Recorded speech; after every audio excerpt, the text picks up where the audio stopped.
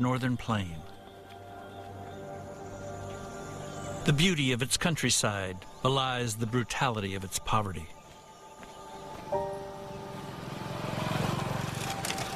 Many have no electricity. Light is a kerosene lamp. Cooking fuel, dried cow dung.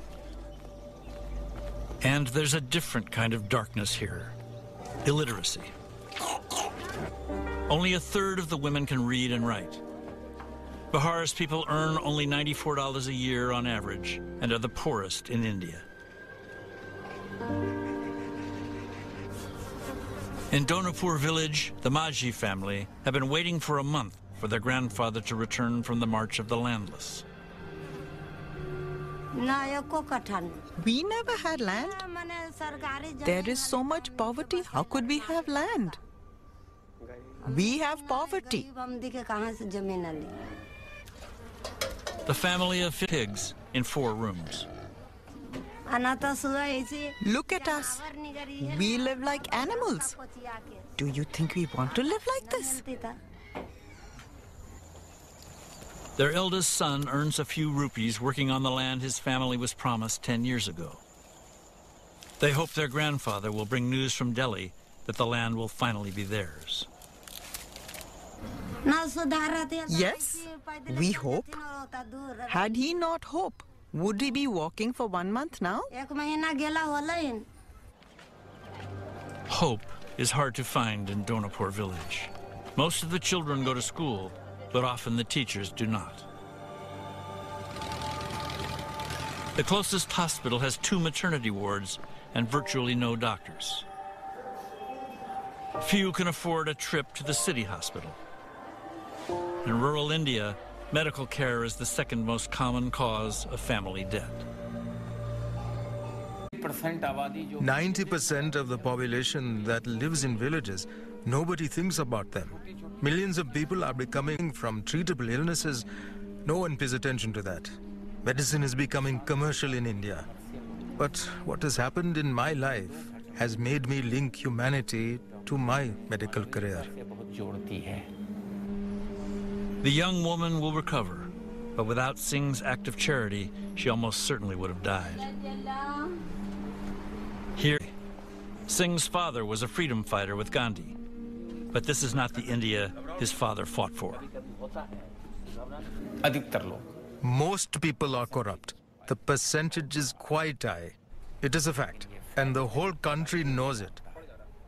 If the government won't stop it, then people outside the government will rise and there will be bloodshed, which is not a good thing for any country's progress.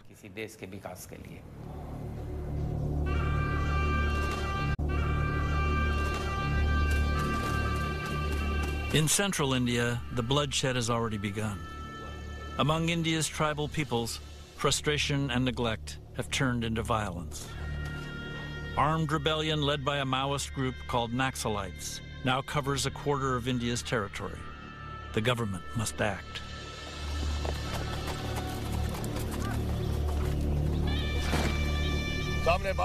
At 64, Basant Kumar Panwar still looks every inch an Indian Army brigadier.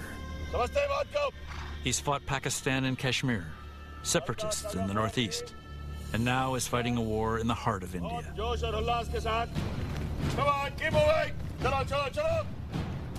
At his counterterrorism and jungle warfare college, Panwar is training an army in a hurry. Yes! For a long time, this internal problem of Naxalites was not addressed in right perspective. There are 12,000 armed, hardcore Naxalites across this 18 states and expanding and growing in strength. The red carpet is expanding every day. Come on! He's transforming pencil-pushing policemen into guerrilla fighters. To do something for India, I have volunteered to come to the most dangerous part of the country today. Bastar is burning. To the south, the Bastar Hills are a stronghold of the rebels and home to India's forgotten tribals.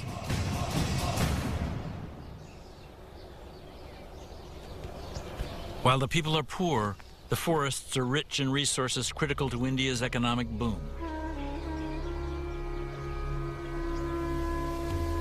Multinational companies are moving in, turning rivers red with pollution, destroying forests, displacing villagers.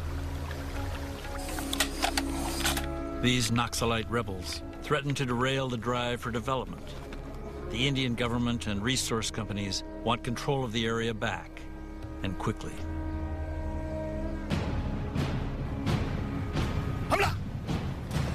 Panwar's job is to do just that. But the old soldier knows winning a guerrilla war won't be easy or quick. It takes a long time to bring insurgencies to an end. We have started. Once you have started, it'll end. The battle Panwar's men and women are training for may well be for their country's future. The Prime Minister has called the Naxalite rebellion the country's greatest threat.